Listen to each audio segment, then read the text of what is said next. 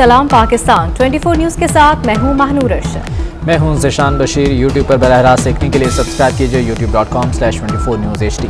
Headlines आप जान चुके, खबरों की तफसीलात की जानी बढ़ते हैं। सबसे पहले अहम खबर आपको दें कि मैनचेस्टर एयरपोर्ट पर मुश्तबा पैकेट बरामद होने पर खलबली मच गई है। मैनचेस्टर एयरपोर्ट टर्मिनल 2 को मुश्तबा पैकेट बरामद होने पर खाली करा लिया गया है। आपको बताएं कि मैनचेस्टर टर्मिनल 2 से तमाम बैनुल-अक़वामी परवाज़ों को टर्मिनल 1 पर मुंतकिल कर दिया गया है। पुलिस के मुताबिक मुश्तबा पैकेट की इत्तला पर पुलिस और मुतल्लिका इदारे तहकीकात कर रहे हैं। मैनचेस्टर एयरपोर्ट टर्मिनल 2 को मुश्तबा पैकेट बरामद होने पर खाली करा लिया गया है। टर्मिनल 2 को जाने वाले तमाम दाखिली और खारिजी रास्ते सील कर दिए गए हैं, जबकि मैनचेस्टर टर्मिनल 2 से तमाम बैनुल-अक़वामी परवाज़ों को टर्मिनल 1 पर मुंतकिल कर दिया गया है। पुलिस के मुताबिक मुश्तबा पैकेट की इत्तला पर पुलिस और मुतल्लिका इदारे तहकीकात कर रहे हैं। एयरपोर्ट इंतजामिया का कहना है कि टर्मिनल 2 को बंद किया गया है, ताहम टर्मिनल 1 और 3 से मामूल के मुताबिक फ्लाइट ऑपरेशन जारी है। वसीम चौधरी हमारे साथ मौजूद हैं, उनसे मजीद जान लेते हैं। वसीम चौधरी बताएगा क्या इत्तलात हैं यहाँ पर? जी बिल्कुल, मैनचेस्टर एयरपोर्ट जो कि एक इंटरनेशनल एयरपोर्ट है और रोजाना हजारों मुसाफिर यहाँ से सफर करते हैं।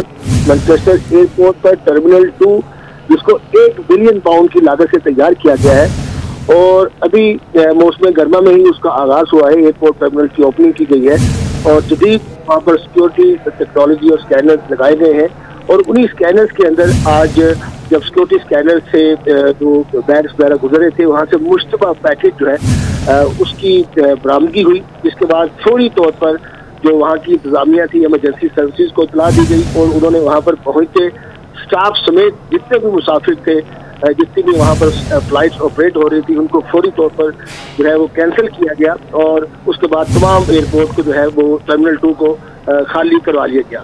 तो वहाँ पर जो फ्लाइट्स ऑपरेशन, क्योंकि इंटरनेशनल फ्लाइट्स पाकिस्तान के लिए, दुबई के लिए, मिडल ईस्ट के लिए, यूरोप के लिए और डोमेस्टिक जो है आयरलैंड और दीगर जो है, चूँकि मैनचेस्टर एयरपोर्ट पर जो टर्मिनल 2 है ये सबसे बड़ा टर्मिनल जो है यूके में है, जिस पर 1 बिलियन पाउंड की लागत से ये इतना बड़ा टर्मिनल बनाया गया है और इंटरनेशनल मुसाफिर यहाँ पर आते हैं।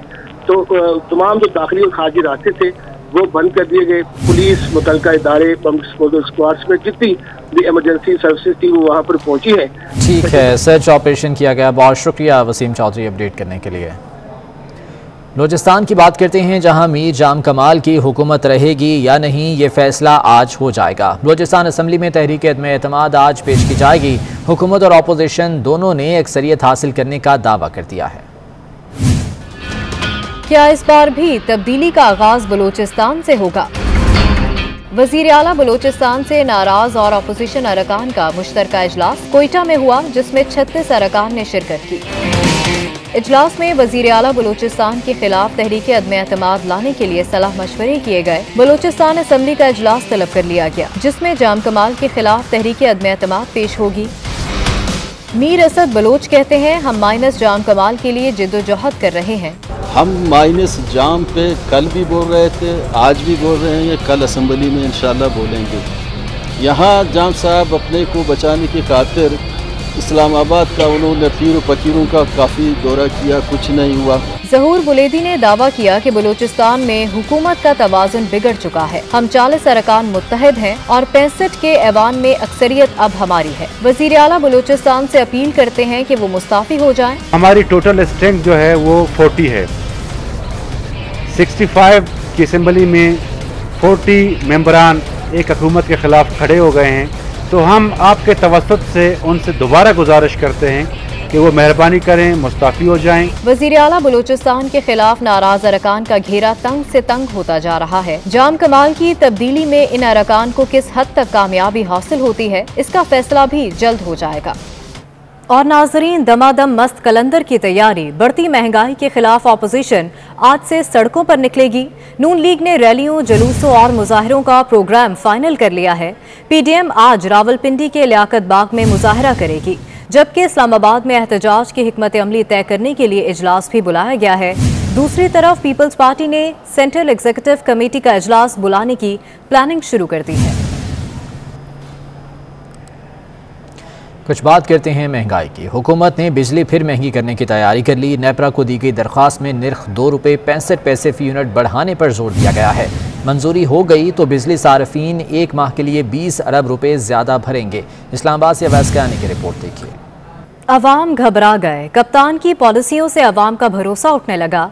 पल्स कंसल्टेंट के सर्वे ने हुकूमत के सब अच्छा है के दावों का पोस्टमार्टम कर दिया। 75% पाकिस्तानियों को मौशी लिहाज से मुल्क गलत समत पर जाने का यकीन है।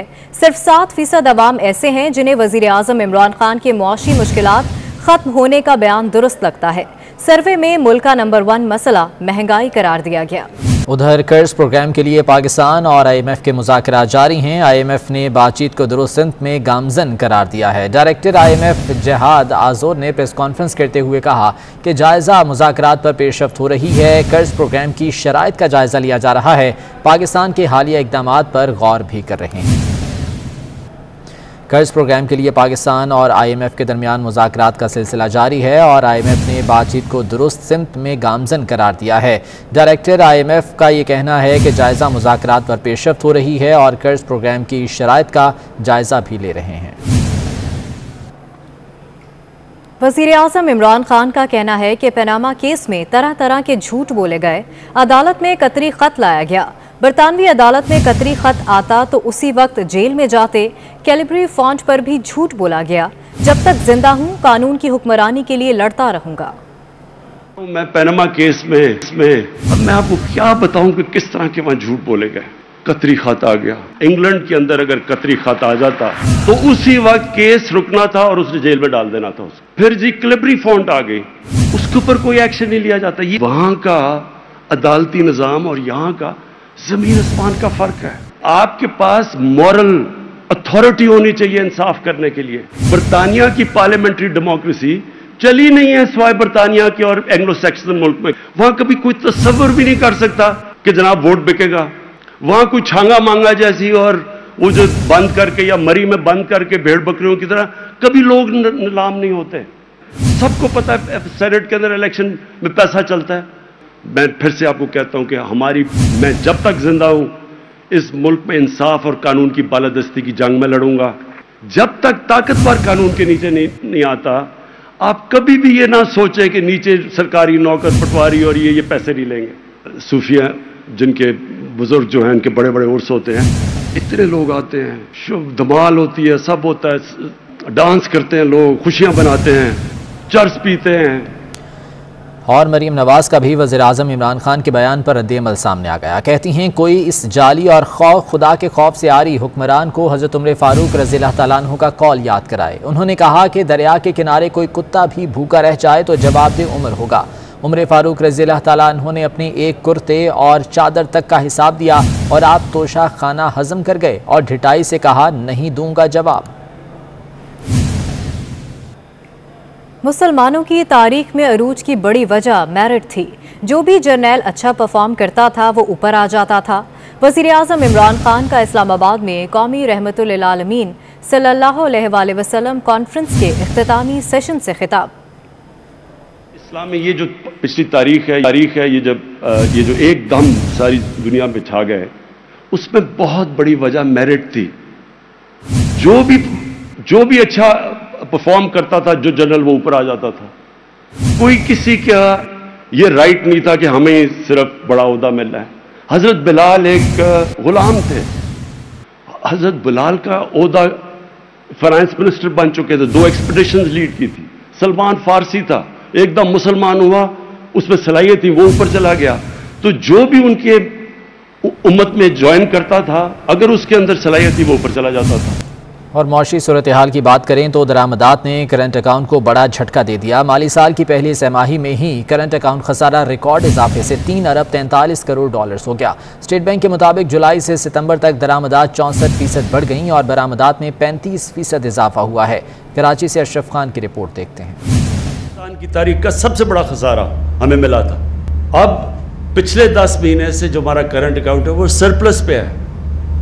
तो हमारे मुल्क में ज़्यादा डॉलर्स आ रहे हैं बनिस्बत बाहर जाने की, जिसकी वजह से हमारा रुपया, ये भी पाकिस्तान में तारीख पे बड़ा कम हुआ कि पिछले कितने महीने में हमारा रुपया मजबूत होता गया। स्टेट बैंक ऑफ पाकिस्तान ने मईशत के अहम आदाद-ओ-शुमार और करंट अकाउंट की तफसीलात जारी कर दी। करंट अकाउंट खसारा अगस्त 2021 में 1 अरब 47 करोड़ डॉलर था, जो सितंबर में घटकर 1 अरब 11 करोड़ डॉलर रह गया। सितंबर 2021 में 6 अरब 7 करोड़ डॉलर मालियत की मुख्तलिफ अशिया दरामद की गयी, जबकि 2 अरब 64 करोड़ डॉलर की बरामदात की गयी। दरामदात और बरामदात का फर्क सितंबर 2021 में 3 अरब 43 करोड़ डॉलर रहा। रवां माली साल की पहली तिमाही में करंट अकाउंट खसारा 3 अरब 43 करोड़ डॉलर पर पहुंच गया, जो माली साल 2020 की पहली तिमाही में 36 करोड़ डॉलर सरप्लस था। जुलाई 2021 से सितंबर 2021 में मुल्क की दरामदात 17 अरब 47 करोड़ डॉलर और बरामदात 7 अरब 24 करोड़ डॉलर रही, जबकि इस मुद्दत में मुल्की तिजारती खसारा 10 अरब 23 करोड़ डॉलर पर पहुंच गया है। रवां माली साल 3 महीनों में वर्कर तफसीलात 8 अरब 3 करोड़ डॉलर रही।